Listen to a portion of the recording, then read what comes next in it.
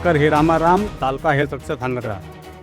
આજ બપોર પછી ગોકુલ ધામ કમ્પ્લેક્સ છે, એમાં ખુલ્લા જગ્યા છે અને એવું લાગે છે કે ઘણા સમય પહેલાં શાક માર્કેટ જેવું કે કંઈ બનાવેલી છે। ત્યાં ઘણા બધા દવાઓ જો પ્રાઇવેટને વેચાય છે એ બધા આની આ લોકો ઘણા સમયથી નાખતા હશે।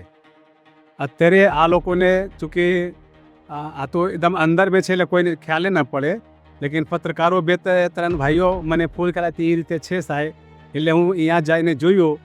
મને સરકારીને તો એક પણ છે નહીં, સરકારીને જે પણ છે બધા પ્રાઇવેટને છે, એ પણ બધા બંધ છે, ઓપન નથી। એટલે એવું ના કહી શકે કે કોઈ ડૉક્ટર મોકલા છે। મારા અનુમાન એવું છે કે જેટલા બી છે એ જો દવા જો વિક્રેતા છે એમના પાસે જો એક્સપાયરી થયેલું દવાઓ છે એ બધા ડમ્પિંગ કરે છે, લેકિન ખરેખર એ વસ્તુ ખોટું છે। સરકારનો નિયમ એવું છે કે જે દવાઓ ખરાબ થઈ ગયા છે એના બાયોમેડિકલ વેસ્ટને મોકલાય, એ રીતે કોઈ ના મોકલે। તો મારા એક મેસેજ પણ છે જે દવા વેચે છે એમના એક મેસેજ પણ આપું છું કે દવા જો એક્સપાયર થઈ જાય તો કોઈ ગભરાવાનું નથી, જ્યાં ત્યાં ડ્રાઇવિંગ નથી કરવાનું, નાખવાનું નથી, સીધે તમે બાયોમેડિકલ વેસ્ટને મોકલી દો। એ તમારા માટે સારું રહેશે અને પૂરી સોસાયટી સમાજ માટે સારું રહેશે।